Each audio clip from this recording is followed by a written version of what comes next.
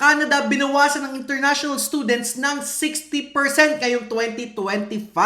Okay, approve ba to sa'yo or hindi? Comment down below first. Of course, so ito yung resulta ng study permit cap at of course, mas mahigpit na rules ngayong 2025 of course. So sinasadyang bawasan ng Canada ngayon yan dahil sa sinasabi nga kulang daw ang housing, overload sa healthcare at services. So yung ano bang ibig sabihin nito? Of course, mas mahigpit na approval. Mas maraming refusal, mas mahigpit na school choice, and of course, funds at study plan. Of course, dapat solid yan, di ba? Kung talagang pipilitin mo makapag-aral dito as an international student. Pero ano bang reality dito?